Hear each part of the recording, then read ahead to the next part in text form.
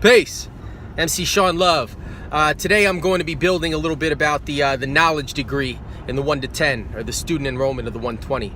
And just as an answer to some messages I've been getting, responses to my previous content, I want to make clear, one, what my understanding of this is, and how it's not putting me in a position where I'm a religious person praying to some kind of a God that believes in some kind of an entity that exists outside myself, how it's not that, how it doesn't make me a Christian, a Muslim, or even a religious Jew, albeit me being Jewish, a good part of Israeli and Middle Eastern blood flowing through my body. Only the cheap half. But what is that question? And what's the purpose of the question in the student enrollment? Who is the original man? When you ask that question, you're basically you're making an archaeological inquiry onto where civilization started and who it started with, right? So that means you have a curiosity about the past and about the very beginnings of the human beings on this planet, how they lived, how they developed the most basic technologies, language, mathematics, sciences, and their understandings of their environment. And who were they? Where are they from? What did they do? And how do we identify those folks here now, right? And that's a question in my mind that should be interesting for anybody of any race, right?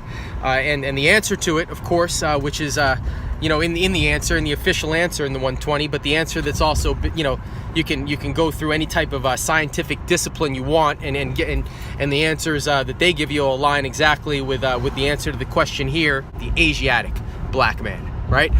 So who's the original man? The Asiatic black man. But why do you use the word Asiatic? Does that mean we're talking about somebody from Asia, like modern day Asia, like a Chinese or a Japanese or a Filipino person, somebody you'd call Asian today, right, in mainstream society? No. When we talk about Asia, we're talking about the whole landmass of the planet Earth. That's Asia, right? So the original man, the original human being here is the Asiatic black man. The next is, and you'll notice 7 important number descriptions in this answer, 7 descriptions of this original man. The next is the maker.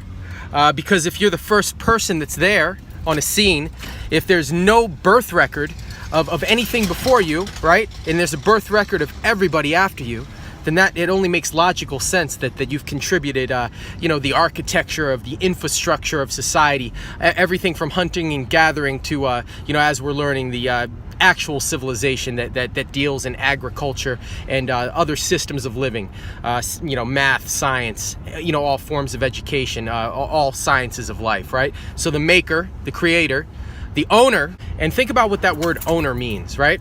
So somebody steals my watch, right? I own that watch. I paid for it legitimately. I did the work in order to receive it, and now somebody else has it, or I've lost it, right? I'm still the owner of that watch, even if somebody else possesses it, right? I still own it, even if I've lost it. So the maker, the owner, and the next is the cream of the planet Earth. And when I say cream, as I understand it, cream rises to the top. The cream is the good stuff. Who's the original blueprint for a human being on this planet before any type of time has taken place and is changed biologically or physiologically, anything about this person. The most original copy that you make in a copy machine is always the clearest, is always the boldest, is always the strongest. And then you make copies, and they're still usable up to a point, right? They're still usable even if they're not the original. But the further back you go, the purer, the stronger you get, right? So the cream of the planet Earth. And next is, and this wasn't always in that degree, the father of civilization. And when you say father, that just means to further, but it also means the head. So if you father something, it means you brought it into existence. And that word civilization, if you know what that means, we could build on that word alone for an hour, but it has a lot to do with the difference between someone who's civilized, with civilized behavior and ways and actions, and someone who's savage, or somebody who's animal or beast-like, right? We've been struggling with this as humanity for many years. That's why the Sphinx has got a head on it of a man and a body of a lion. And if you look at Göbekli Tepe, the animals and the humans and the way they're portrayed has to do with our ancient human battle with, overcoming our, the parts that we're an organic being, an organic animal, but at the same time, we're a little different, right? We're the supreme being. And that brings me to the last part, was God of the universe, right? So your understanding of God, or the understanding of God that you probably grew up with, has God positioned as something outside yourself that's viewing you and judging you, probably male, most likely white, and can look into your life and make decisions about the future of your spirit after you pass away from this physical earth, right? So God of the universe outside of you is something that you're used to hearing. But in the East and in ancient times, God meant something very different. And God of the universe just simply means supreme being, or the most high. You know, supreme is most high, and being means to exist, right? Especially if those living beings are dogs and cats and a kangaroo in an elevator, right? I'm God there. But if you're looking at God, you're looking back at the original man, the first man. And that's what that degree means to me. But what else you can tease out of it and understand, and the value of it, you could go on for much longer about. What's the value of a colored person looking into that, or someone who's not an original person, or has a very marginal percentage of original blood like myself, right?